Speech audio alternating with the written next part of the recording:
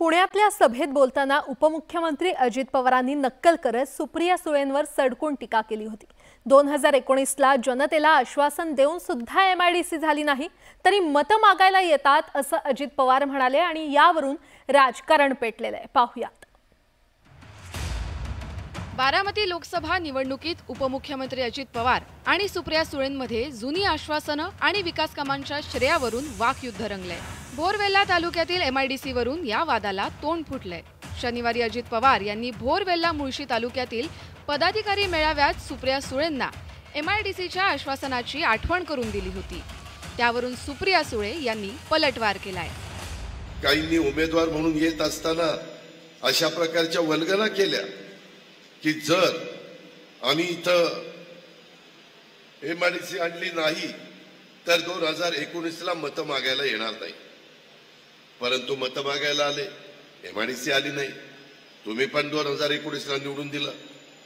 माझं तुम्हाला सगळ्यांना सांगणे, भावनिक होऊ नका। गेले 18 वर्ष अजितदादा, रणजित शिवतारे, संग्राम थोपटे आणि मी आम्ही चौघही त्या एमआयडीसीच्या साठी प्रयत्न एकत्रपणे करत आलो होतो।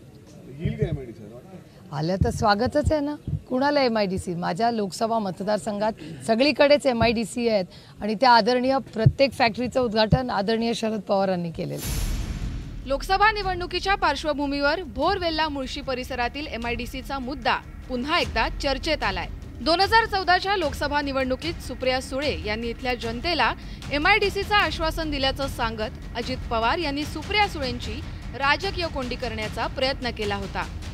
तसंच अजित पवार यांनी सुप्रिया सुळेंची नक्कलही केली होती। अजित पवारांच्या त्या वक्तव्यावर थेट भाष्य करणं सुप्रिया सुळेंनी टाळलंय। दादा, तुम्हीच केलेली कामं काहींनी पुस्तिका छापली हे आताच्या खासदारांनी, आणि माझीच कामं निम्मी अर्धी त्याच्यात दाखवली। मी केलं। बारामतीतल्या तर सगळ्या इमारती मी बांधल्यात आणि फोटो मात्र दाखवले, हे मी केलेलं आहे। मित्रांनो, जर ते केलेलं आहे तर भोरमध्ये काय केलं ते सांगा। भोरमध्ये तर काहीच केलं नाही।